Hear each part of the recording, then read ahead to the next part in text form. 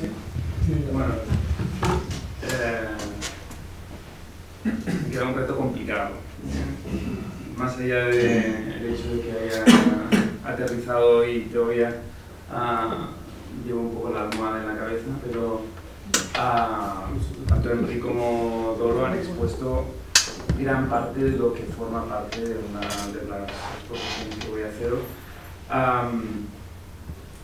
De todas maneras, intento dar una narrativa en la cual hay muchos componentes de lo que se ha expuesto hasta ahora, pero intentaré que no sea demasiado repetitivo ni cacofónico, a pesar de que van a identificar algunas figuras, algunas gráficas de números sobre todo y algún aspecto dentro de lo que es la concepción. Pero es que no puede ser de otra manera, porque al fin y al cabo lo que es la coordinación tan estrecha que hay y la identificación del punto de encuentro que hay entre colegio profesional y equipo asistencial tiene que estar tan afinada hasta el punto que realmente la comprensión y la superposición de las estrategias de manejo de los casos complejos y de lo que es la concepción global de la atención al médico enfermo y las situaciones de vulnerabilidad previas, pues requieren que efectivamente sea coherente.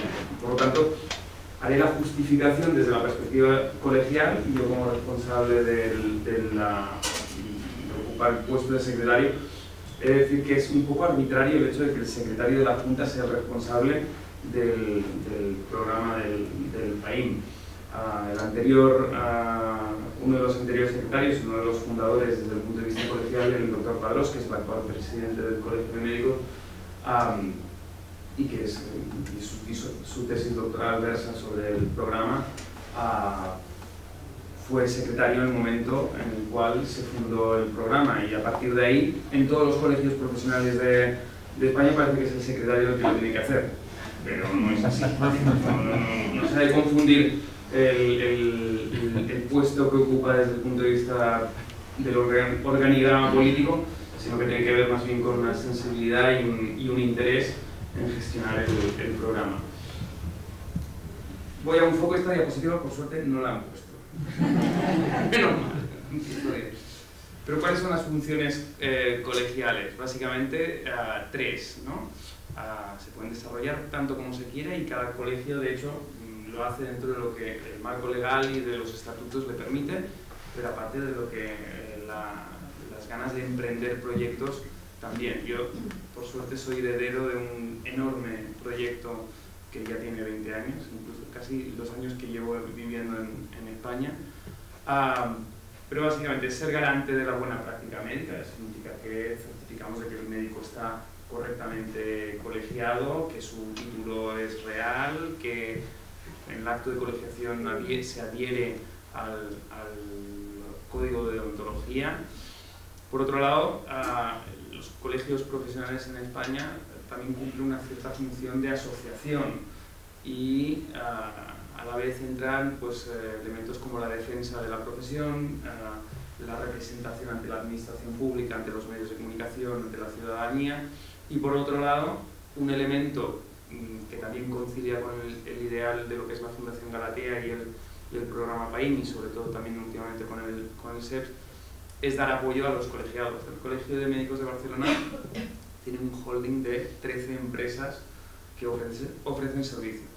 Tiene incluso una oficina bancaria en su interior del Banco BBVA, que de hecho es la más grande. El mayor número de clientes dentro de lo que son de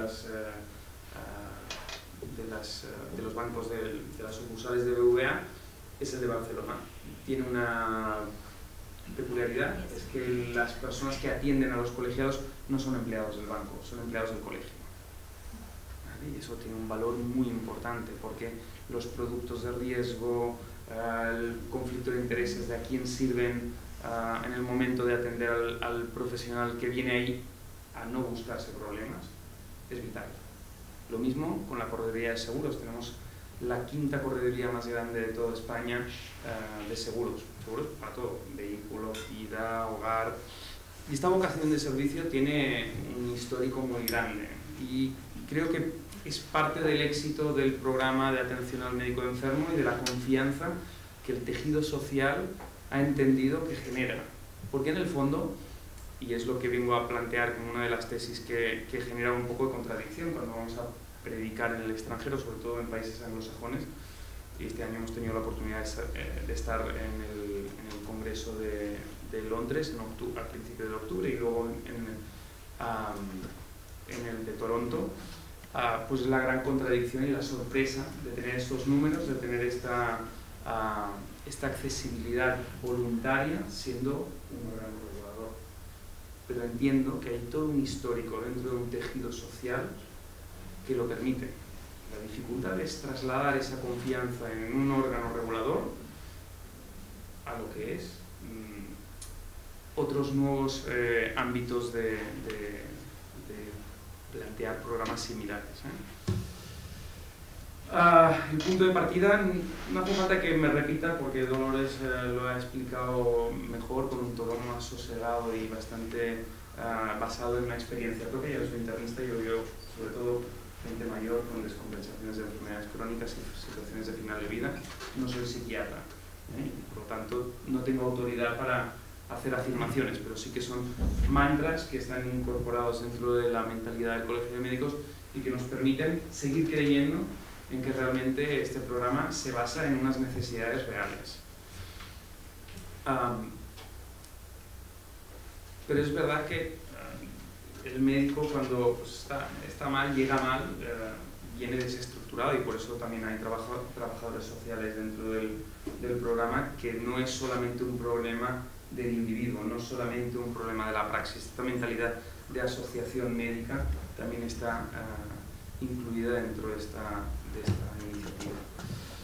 Bueno, aquí volvemos a redundar en los mismos temas, ¿no? Que el médico que cuando está enfermo no se comporta como la mayoría de los enfermos, no suelen tener historia clínica abierta, resuelven todo de pasillo, se autoprescriben, y la consecuencia primordial y como regulador lo que hemos de hacer es ser conscientes de que si la práctica se puede ver comprometida y convertirse en un riesgo para sus pacientes, ahí sí que tenemos un rol, que era el primer recuadro a la derecha de la imagen, que era ser garantes de la buena práctica médica.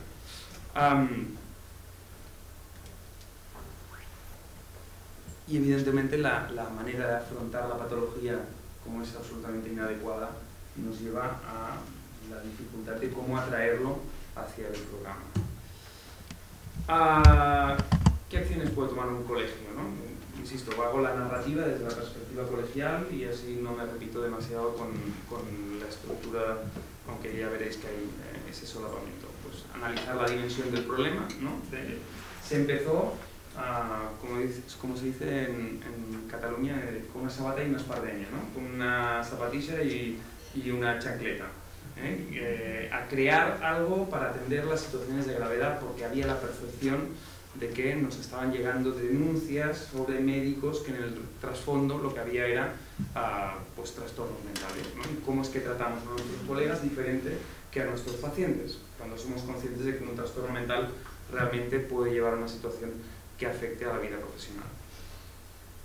Otro elemento es concienciar a los colegiados de la problemática, promover hábitos saludables, como ha explicado Dolores, de los programas de prevención primaria y secundaria, ofrecer formación y ofrecer un programa asistencial finalmente, que es lo que ahora, con una perspectiva de 20 años de evolución, parece algo muy consolidado, pero que se ha ido discutiendo y tensionando hasta conseguir un concepto muy consolidado y además sostenible dentro de lo que es la financiación, que es la parte al final más complicada. Es cierto que durante años funcionábamos con convenios y ahora prácticamente el 65% de la financiación del programa global dentro de la Fundación Galatea y afectando a todas las profesiones sanitarias viene costeada por un concierto con la administración pública a través del CatSalud, y el resto sí que está financiado por los propios colegios profesionales y algún patrono que por ahí nos está dando alguna ayuda extra. Pero sobre todo en el último punto, y la última línea, que es la que atañe más a mi responsabilidad, es la regulación de la práctica médica. Que todo esto, con financiación pública, se convierte en un privilegio si esta última línea no está. Si esto no está, es un privilegio. es simplemente un sistema paralelo al sistema público, redundantemente financiado con un 65% del coste por el resto de ciudadanos. ¿Qué justificación tiene si al final de todo no hay una regulación? Y por lo tanto, tiene que ser muy clara y muy evidente la participación de la junta directiva que gobierna en ese momento. Los colegios profesionales son órganos democráticos y que hay elecciones cada 4 años,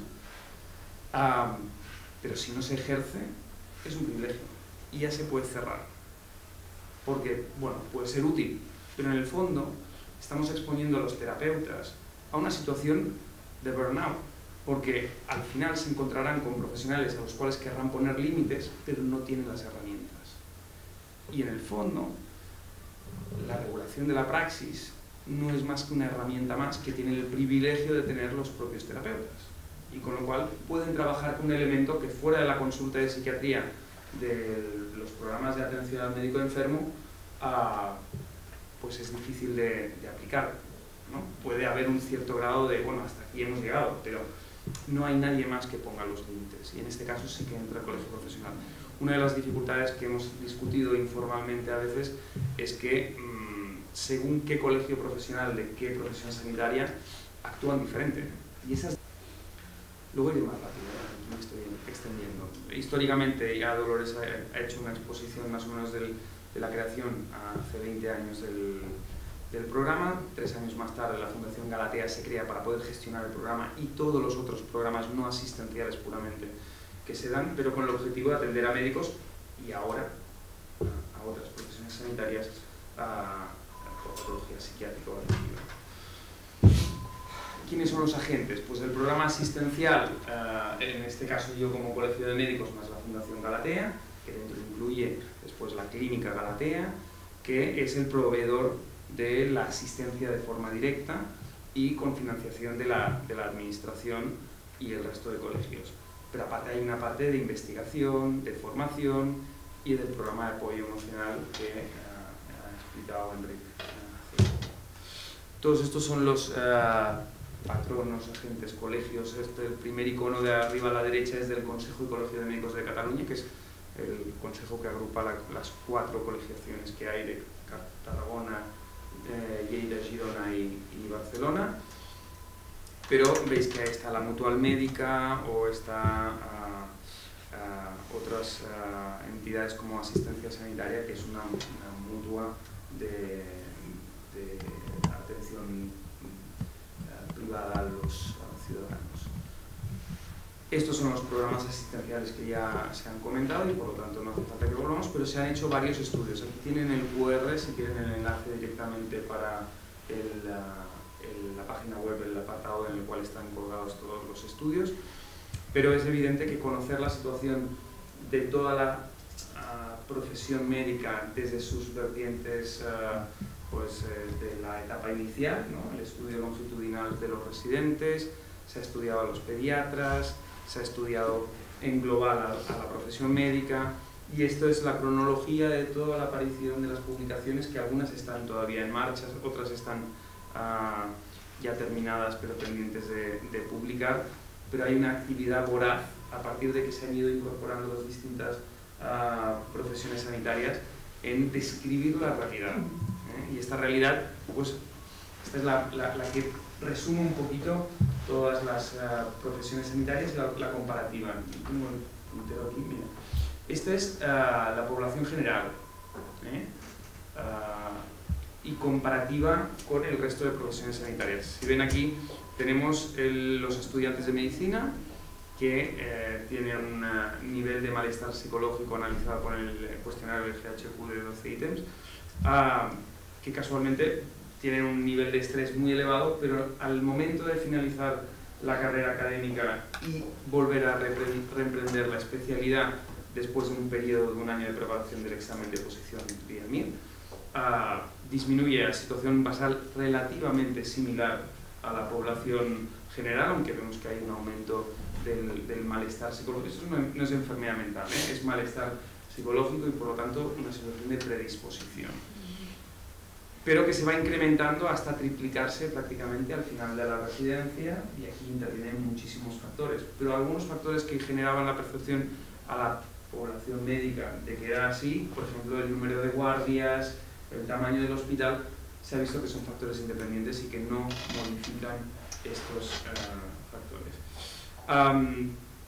Después, en el periodo entre 30 y 55 años, los pediatras, aquí se están comparando, pero vemos que la profesión médica no es la única que sufre o que está expuesta a un riesgo de mala salud mental, sino que los farmacéuticos, las enfermeras, los dentistas, psicólogos y trabajo social, sorprendentemente, tenían números muy elevados de malestar psicológico, y que eso nos hace ser conscientes pues, que los programas asistenciales que manejan cada uno de estos colegios tendrán que tener la capacidad de respuesta a esa situación y a esa realidad, aunque nosotros como colegio lo que nos preocupa es qué riesgo esto implica en la praxis cotidiana.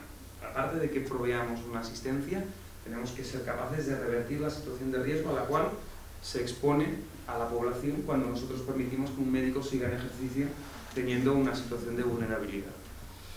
Esto es el consumo de hipnóticos y tranquilizantes a lo largo de la residencia, por ejemplo, vemos que se incrementa y muchísimo, y en especial en las doctoras, pero que es igualmente elevado en muchos otros sectores de las profesiones sanitarias, y aquí también la población española es uno de los picos, y Cataluña en especial, y desgraciadamente Badalona, que es donde yo trabajo, es la cúspide de toda la población, y los 7 ambulatorios en los cuales depende el área de mi hospital, pues son los que más, y tenemos un problema grave, pero que eso es un problema endémico dentro de la manera de afrontar pues, los trastornos psicoemocionales en la población, y además la realidad cotidiana que a veces no se tiene que abordar farmacológicamente. Este es el consumo de alcohol. Vemos que el consumo de alcohol entre los estudiantes, varones especialmente, es enorme, aunque va disminuyendo paulatinamente a lo largo de los años de residencia, pero sigue siendo un consumo que está por encima de la media poblacional, y es un consumo que es el típico binge drinking, ¿no? Que es el bebedor de fin de semana que se toma unas copas, se golpea la cabeza y luego el resto de la semana no vuelve a mirar una botella de alcohol si no es en el supermercado. Pero bueno, aparte de esto hay elementos que no son solamente el conocimiento de la realidad, sino que es formación y prevención, pero que tenemos que basarnos en estos estudios previos para ser capaces de diseñar todos estos cursos, ¿no? Los seminarios para los residentes, para un desarrollo profesional saludable, seminarios para los tutores y para los responsables docentes, todo esto alrededor del colectivo de residentes, con esta intención de ser lo más precoces posible en esta misma línea que bajamos 10 años prácticamente, o incluso más, porque yo creo que se identificó los 10 años en un artículo del 2014. Yo diría que estamos mucho más abajo, debemos haber avanzado y tendríamos que revisar esos datos actualizados, porque probablemente hemos bajado unos 15 años con la epidemia que tenemos de trastornos adaptativos en doctoras jóvenes, que es una de las causas por las cuales se ha incrementado mucho la presión asistencial. Pero evidentemente, ¿cómo afronta el médico responsable de un residente la situación con un residente que tiene un trastorno mental latente o una situación, una conducta peculiar, por decirlo de alguna manera? Es una necesidad importante, es una competencia médica más. Acaba siendo una competencia médica. Trabajamos dentro de lo que es un entorno en el cual interactuamos con muchos profesionales, y saber actuar ante una neumonía o ante un shock séptico es importante, pero saber actuar ante un profesional que puede suponer un riesgo para la población también. Y por tanto, eso, de hecho, escribimos con Dolores y con Eugeni Bruguera un artículo hace no demasiado, un par de añitos, sobre cómo actuar, qué medidas tomar, cómo moverse en una situación en la cual hay que tomar cartas en el asunto y saber cómo no afectar negativamente al prestigio del profesional, cómo saber dirigirlo, y para eso hay que conocer la herramienta colegial. En parte hay que conocer para qué sirve la colegiación, cómo funciona un colegio, cuáles son los canales de acceso, cómo se refiere a un profesional, cómo se hace todo el circuito sin dañar a nadie y generando confianza de que realmente la voluntad de ayuda es lo último que hay detrás, aparte de la protección de los pacientes. Este díptico, yo cuando era el presidente de la sección de residentes del Colegio de Médicos hace ya unos cuantos años, participé en la elaboración cuando la Fundación Galatea también caminaba en sus inicios en lo que es el abordaje del rol del residente, y que, si quieren vuelvo atrás y que alguien me hace una foto.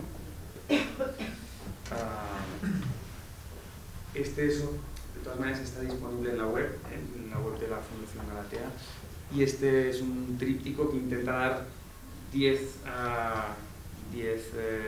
ítems a reflexionar al residente a la hora de empezar su especialidad y a la hora de cambiar el rol de lo que es ser un estudiante sin ninguna responsabilidad a de repente tener unos cambios muy importantes, quizá desplazarse desde su entorno familiar, quizá tener ingresos por primera vez, quizá asumir responsabilidades ante un equipo que no le trata con ese nivel de protección que se pensaba que se iba a encontrar, o que la realidad es siempre más cruda de lo que nos espera, pero que, bueno, son 14, perdón, no son 10.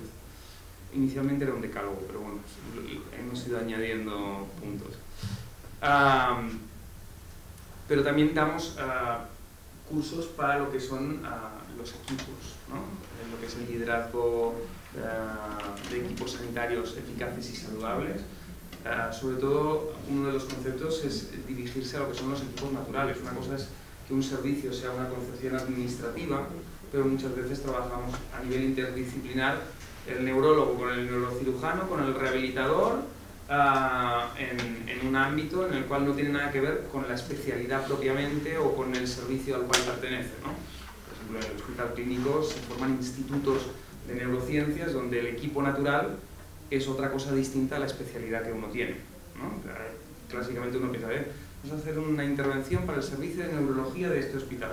Sí, pero este neurólogo y este otro neurólogo no se ven nunca.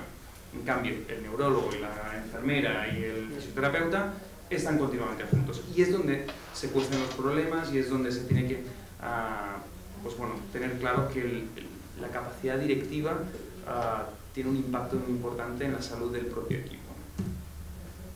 También los cursos que se hacen online, que tampoco voy a redundar más, tanto para los residentes como para el bienestar de los profesionales.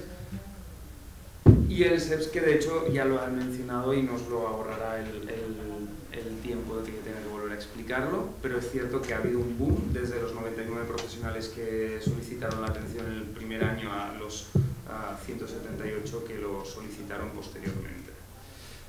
La edad y la distribución del ámbito laboral ya lo ha comentado Enrique.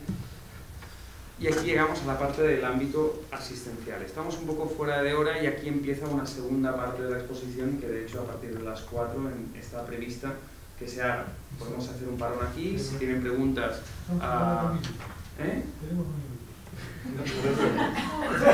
Es tuyo. Puedes hacer preguntas, responder ya no se sabe. Si me lo permiten. El QR, si puedo volver, sí. Yo las diapositivas después se las dejo a... Aquí tienen el QR, si quieren alguien más. De hecho, hemos pasado nuestra presentación con un formato para tomar notas y demás a la organización. No sé si luego queréis tener... Sí, exacto.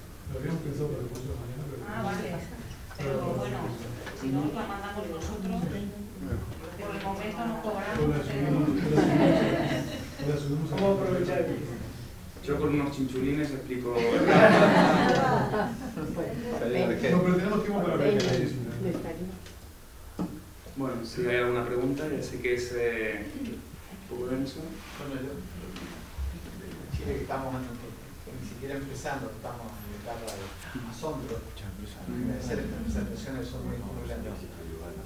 Dos preguntas porque estamos viendo con una visión preventiva con los estudiantes de medicina, pre-posgrado, donde hemos pesquisado que hay maltrato, abuso, que hay todas las cosas. En los países nosotros nos hemos ido asombrando de asombro en asombro. Y y hemos entrado a incorporar en el programa del Colegio Médico que vamos a hacer nosotros la parte de trabajo común con los directivos de las escuelas de medicina y con los centros de alumnos que debían en ellos también. Y queremos también extender esto que ustedes están enfocados fundamentalmente a los entornos de salud mental, que me parece importantísimo, el acompañar al médico que sufre alguna enfermedad orgánica y que, sin embargo, igual se ve afectado a él, su familia y todo, porque un accidente vascular encefálico le puede ocurrir a cualquiera, un accidente automovilístico le puede ocurrir a cualquiera. Claro, no es una enfermedad mental, por así decirlo, pero requiere un apoyo similar. ¿En eso ustedes han trabajado también algo parecido? Voy a hacer sobre los dos aspectos que comentas, alguna consideración. Claro, el problema del manejo del estudiante es que todavía no es un médico y por lo tanto el colegio profesional no tiene autoridad como tal para regular nada, con lo cual le puede proveer un servicio y sobre todo el aspecto preventivo es muy importante. Hemos ido a dar charlas en las universidades, de hecho tengo el director docente del Hospital de San Pablo, el jefe de servicio de medicina interna, me llamó preocupado por la identificación de algún estudiante. Y una de las estudiantes que yo tuve en mi hospital haciendo una rotación conmigo, que actualmente es una residente de pediatría, en el momento de hacer la rotación ya noté que no estaba fina y le empecé a exponer el tema y de hecho en una de las visitas que hicimos ella me estaba esperando para darme las gracias porque durante el periodo de formación pregrado le hablé del programa, le generé la confianza necesaria para saber que en el momento en que empiece a hacer de médico ha de ponerse en manos de alguien que le haga un seguimiento, porque si no, el riesgo tanto para ella como para los pacientes es muy grande. Y a pesar de que el impacto de encontrarme a una exalumna en la clínica ingresada, justo en el momento en que además estábamos con Juan y con Silvia dando una vuelta por la clínica, pero ella quería hacer el paso de agradecerlo, ¿no? En ese aspecto nosotros estamos convencidos de que la manera que tú promuevas estilos de vida saludables desde la escuela de medicina, porque la escuela de medicina en estos momentos no son saludables, la forma como se estudia, por lo menos en Chile, unas jornadas tremendas de estudio, con una competitividad, estamos creando ya el futuro con daños de salud mental cuando sea médico. Mira,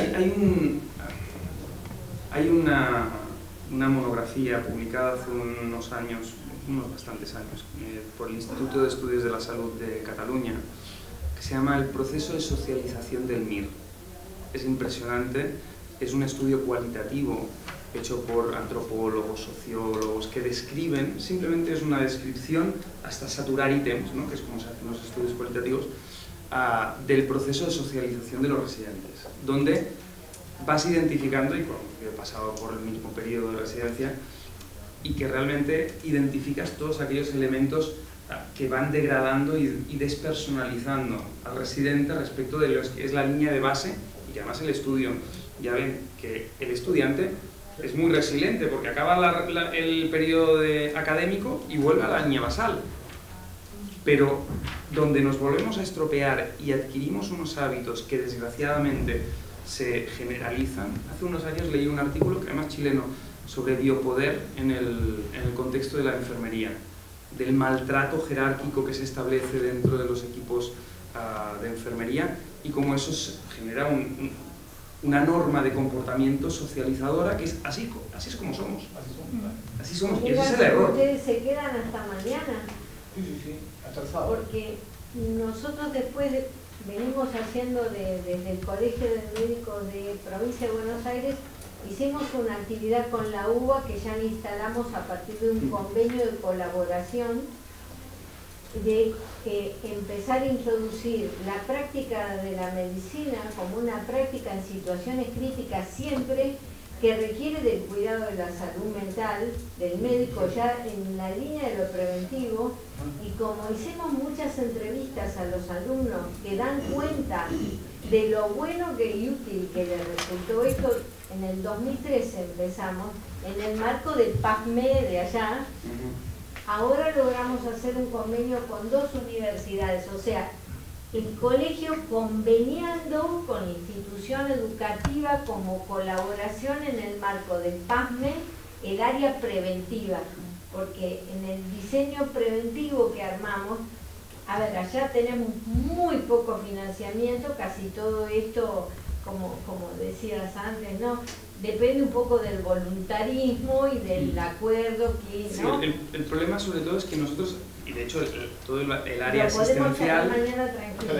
asistencial requiere que seas un médico colegiado y que estés en ejercicio.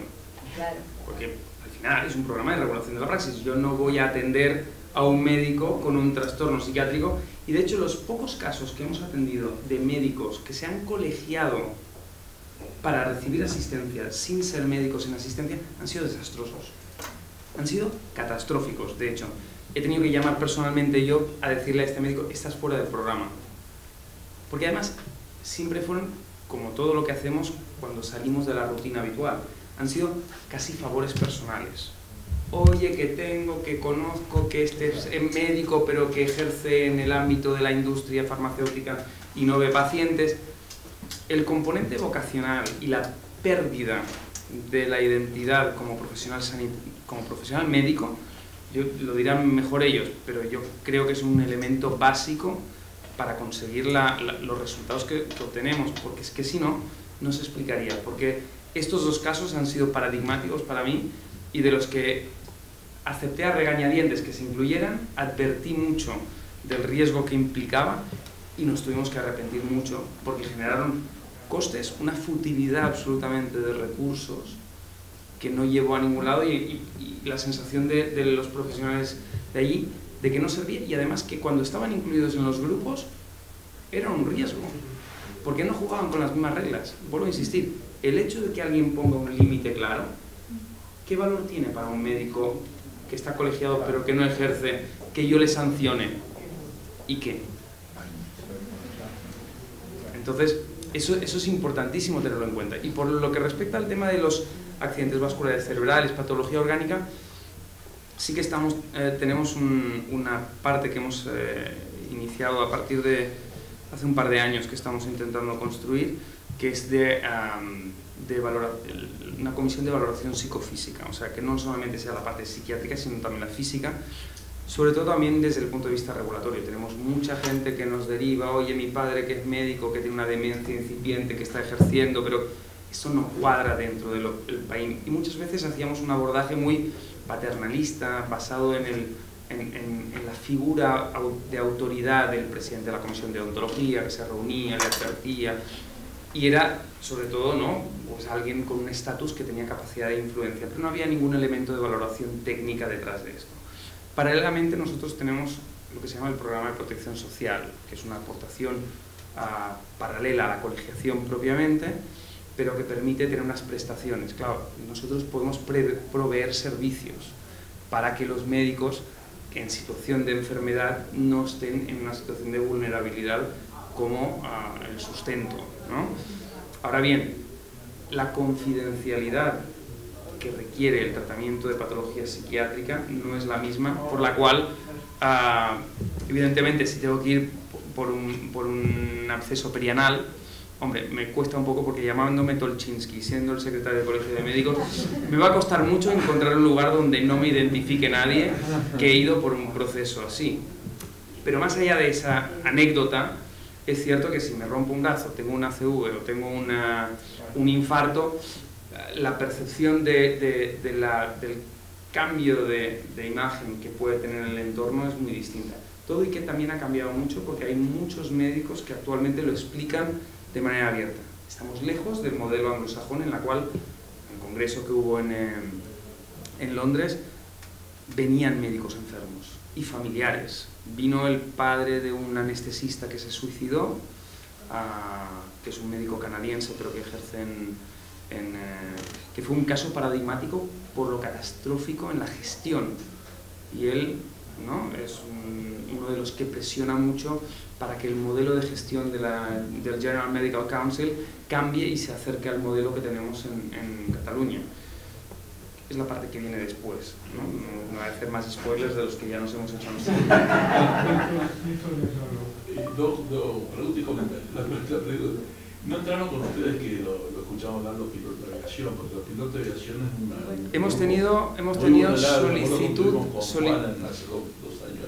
Hemos tenido una solicitud de los pilotos y del Consejo General del Poder Judicial también. El Colegio de Abogados, el Colegio de Arquitectos. Hemos recibido de muchas profesiones que tienen colegiación, que tienen algún tipo de asociación y tienen una responsabilidad reguladora. El tema de los pilotos nos llevó a hacer una reflexión de un documento que se publicó sobre los límites de la confidencialidad, y de hecho en parte el programa funciona sobre establecer cuáles son los límites de la confidencialidad, y el contrato terapéutico es una manera de redefinir el nivel de confidencialidad y la extensión de la misma. Pero estos colectivos han de tener un órgano regulador responsable que se haga copartícipe de eso. Si no, es difícil. Quiero hacer un segundo comentario. Es una pregunta que me había quedado. Segundo comentario con respecto a la parte de... Creo que los colegios médicos, si bien no tenemos que ver en la educación de pregrado, tenemos de alguna manera, sobre todo en nuestro medio, que es medio chico, participar en algunas cosas. Y yo las cosas que vengo discutiendo ya, sobre todo en el área quirúrgica, es que se imparte una educación en forma homogénea para público heterogéneo. Digo, vos sabés, desde la sustancia reticular, que hay alondra y búhos, etcétera, etcétera. Digo porque eso se da, y a mí me parece que nosotros tenemos que ir viendo el futuro cuando formamos los jóvenes. Por eso me parece que los colegios médicos, desde este punto de vista, también podrían tener implicancia en lo que tiene que ver con la prevención futura. Acá en nuestro país tenemos un observatorio en una de nuestras facultades que ha mejorado ese aspecto, pero que creo que de alguna manera colaborar todos, porque en definitiva lo que queremos es tener buenos profesionales. Sí, probablemente junto con cambiar alguno de los versículos del Corán, debe ser de lo más difícil cambiar un currículum universitario, ¿no? Yo creo que es una situación prácticamente anacrónica respecto del dinamismo, ¿no? Hay un oncohematólogo estadounidense, Vinay Prasad, que escribió junto con el doctor Cifu el Medical Reverse, ¿no? Que es todo aquello que hemos aprendido y hemos incorporado dentro de la profesión y que tenemos que revertir, ¿no? Que prácticamente el 40% de nuestras prácticas tenemos que revertirlas, y eso empieza en el modelo educativo a nivel de pregrado. Por ejemplo, a los estudiantes nunca les digo que yo les enseño medicina, yo les enseño a hacer de médico, porque probablemente lo que yo sepa de medicina, cuando ellos empiecen a ejercer, habrá cambiado, no ejercerán exactamente lo mismo en lo cual ejerzo yo, y tienen que estar preparados para que el contenido vaya variando, pero la manera tenga unos límites bien acotados y bien definidos. Yo estoy de acuerdo que tenemos que ir al ámbito pregrado, y participamos en jornadas organizadas por los estudiantes, y participamos en cursos específicos que nos piden. Sí. Yo quiero establecer una pequeña diferencia. Se insiste mucho que cuando uno piensa en que uno es un maleducado, cree que puede actuar sobre el pregrado y ayudar en su educación. Pero en realidad lo que más nos ocurre es que los estudiantes, los practicantes internos y los residentes y los posgrados en general sufren maltrato muy severo, y eso, nosotros le damos clases de moral, pero los muchachos van al hospital y los dejan solos. Tienen que hacer tareas supervisadas y no los supervisan. Ha habido casos acá en Uruguay de posgrados suicidados. No es posible. Sí, el problema está en que los colegios vamos a tener que tomar alguna medida severa con los que hacen docencia sin vocación de enseñar. El problema es que el sistema, al menos la legislación española prevé que todo el sistema sanitario es un entorno formativo, de entrada. Y una cosa es de quién formalmente debemos aprender y de quién finalmente aprendemos, ¿no? Esas son cosas importantes. Ahora bien, el liderazgo de equipos saludables es sin duda uno de los puntos clave. Estamos redefiniendo todo el área de formación del Colegio de Médicos para crear líderes del futuro de cara a lo que es la necesidad de transformación del modelo sanitario y transformación de la profesión sanitaria, a lo que va a tener que ser una realidad donde la conciliación, donde la actualización, la irrupción de la inteligencia artificial, la necesidad de modernizar e innovar, sea algo que esté built-in, ¿no?, dentro del currículo médico, pero nosotros como colegio no podemos entrar en la universidad. Ahora bien, estaría bien que haya una cierta consonancia entre los dos modelos para que luego no haya esta disrupción entre lo que es lo deseable y lo que acaba ocurriendo. Disculpa, Gustavo, solo una cosa, y es que yo creo que como ya llevamos más recorrido, por ejemplo, en el Colegio de Médicos de Barcelona me llamó mucho la atención la actividad interesante que tiene la Asociación de Residentes. Es una comisión, y ha peleado mucho de cuando yo hice la residencia a cuando la hacen ahora los chicos las chicas, ¿no?, que están haciendo la residencia, las condiciones laborales, las condiciones salariales han mejorado. O sea, yo creo que también dar dentro de los colegios profesionales un espacio a los médicos en formación que pueden estar sujetos a situaciones de abuso, ¿no?, de poder, ¿no?, es algo que también se ha hecho dentro del colegio, que tiene sus fueras, ¿no?, precisamente. Yo fui durante años el entonces, presidente de la sección. se traduce, están muy presentes en la toma de decisiones y en evitar que se den ese tipo de abusos. Se han formado también a los tutores de residentes, o sea, porque no solo son técnicamente los que ven si es competente o no, sino que luego hay unas cuestiones que afectan a su quehacer, ¿no? Entonces también se forman a los que supervisan, a los que aprenden, ¿no? Tenemos que dejar por acá un comentario, una noticia de orden. Ahora se va a servir un almuerzo liviano para los que van a seguir en la tarde, porque a las 2 de la tarde seguimos con la actividad. Y simplemente un comentario: el colegio ha estado presente en las jornadas de residencia, que es la actividad que se hace de bienvenida a los residentes. He estado presente en la ceremonia de graduación, creo que eso es un aporte. Hoy va a haber una mesa sobre la perspectiva de los médicos jóvenes en la tarde, y nos preocupa mucho la situación de los residentes, la situación de los estudiantes. La Facultad de Medicina de la Universidad de la República ha avanzado con este observatorio que es capaz de detectar problemas y de canalizarlos, y en eso se ha trabajado mucho en los últimos 3 años. O sea, hay muchas cosas que se están en movimiento. Yo les voy a decir lo que me decía mi antiguo jefe, el profesor Bernardi: el que dice, hace. Entonces, en este momento tenemos enorme cantidad de propuestas. Tenemos el problema de los residentes, tenemos el problema de los migrantes, de los médicos migrantes que quedan muy solos, muy desamparados y que están haciendo consultas al BIENPRO por trastornos adaptativos. Tenemos el tema del género, el retiro médico. O sea, el BIENPRO ha recibido cantidad de propuestas. Y la invitación es esta: el que dice, hace. Nosotros apoyamos. Todas las propuestas son bienvenidas, pero somos un equipo muy pequeño y bueno, y colaboramos con cualquier iniciativa que venga, que es bienvenida. Esa es un poco es una invitación y una delegación de responsabilidad también. ¿Ah? Bueno, dejamos por acá, seguimos a las 2 de la tarde.